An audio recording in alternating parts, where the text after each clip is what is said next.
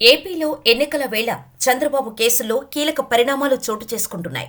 AP fibre net స్కామ్కు సంబంధించి ACB కోర్టులో chargesheet దాఖలు చేసింది ఏపీ సీఐడీ.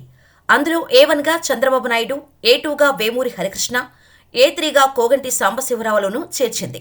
మొత్తం ప్రాజెక్టు వ్యయం 330 కోట్ల రూపాయలు కాగా 114 కోట్ల రూపాయలు చంద్రబాబు కారణంగా నష్టం వాటిల్లిందని ఆరోపించారు.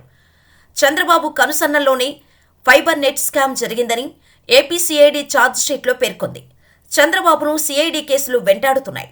మొత్తం 2,000 కోట్ల రూపాయలు ఈ ప్రాజెక్టు కింద మొదటి దశలో 333 కోట్ల రూపాయల విలువైన పనుల్లో అక్రమాలను సీఐడీ ప్రత్యేక దర్యాప్తు బృందం పేర్కొంది. నిబంధనలకు విరుద్ధంగా చంద్రబాబు, లోకేష్కు సన్నిహితుడైన వేమూరి హరికృష్ణకు చెందిన టెరాసాఫ్ట్ కంపెనీకి టెండర్లు కట్టబెట్టారని అభియోగాలు నమోదు చేసింది. ఈ మేరకు సీఐడీ, ఏసీబీ కోర్టులో ఛార్జ్షీట్ దాఖలు చేసింది. చంద్రబాబు కనుసన్నల్లోనే ఫైబర్ నెట్ స్కామ్ జరిగిందని ఏపీ సీఐడీ ఛార్జ్షీట్లో వివరించింది. వేమూరి హరికృష్ణను నిబంధనలకు విరుద్ధంగా ఫైబర్ నెట్ కార్పొరేషన్ డైరెక్టర్గా నియమించారని తెలిపింది. ఉద్దేశపూర్వకంగానే చంద్రబాబు, హరికృష్ణను నియమించారని తెలిపింది. విధి విధానాలు పాటించకుండా ఫైబర్ నెట్ ప్రాజెక్టుకు చంద్రబాబు అనుమతులు ఇచ్చారని పేర్కొంది. ప్రాజెక్టును వేమూరి హరికృష్ణకు ఇచ్చేలా ప్రాజెక్టు అధికారులపై ఒత్తిడి తెచ్చారని తెలిపారు సీఐడీ అధికారులు. టెండర్ల ఎస్టిమేషన్ కమిటీలో హరిప్రసాద్ను నియమించారని చంద్రబాబు ఒత్తిడి తెచ్చారని ఆరోపించింది. వేమూరి హరికృష్ణ టెరాసాఫ్ట్ కంపెనీని బ్లాక్ లిస్టులో నుంచి తొలగించాలని ఒత్తిడి తెచ్చి టెరాసాఫ్ట్కు ఈ ప్రాజెక్టు వచ్చేలా ప్లాన్ చేశారని పేర్కొంది. మిగతా కంపెనీలు టెండర్ దాఖలు చేసిన వాళ్ళని కాదని వేమూరి హరికృష్ణకు టెండర్ దక్కేలా చేశారని చెప్పింది. సీనియర్ ఐఏఎస్ అధికారి టెండర్ ప్రక్రియలో అక్రమాలపై చర్యలు తీసుకోవాలని చూస్తే అతన్ని ట్రాన్స్ఫర్ చేశారని తెలిపింది. ఫైబర్ నెట్ కేసులో చంద్రబాబుకు ఏసీబీ కోర్టు, ఏపీ హైకోర్టు ముందస్తు బెయిల్ను తిరస్కరించింది.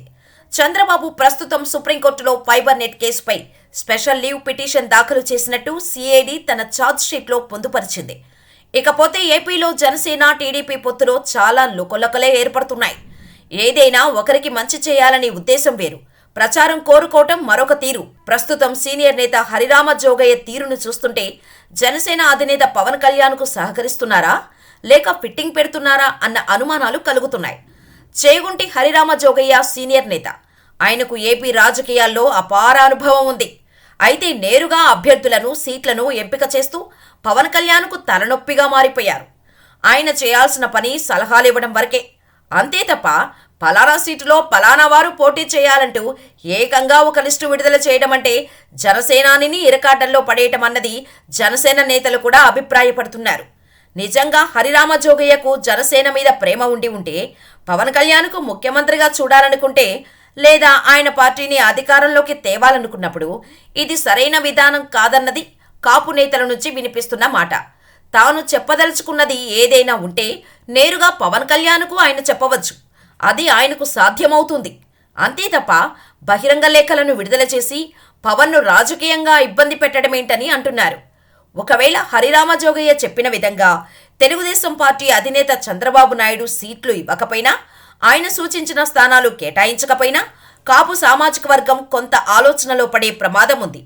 అదే సమయంలో పవన్ అభిమానులు కూడా టీడీపీకి సహకరించేందుకు ముందుకు రాకపోవచ్చు. జనసేన ఓట్లు టీడీపీకి బదిలీ కాకపోవచ్చు.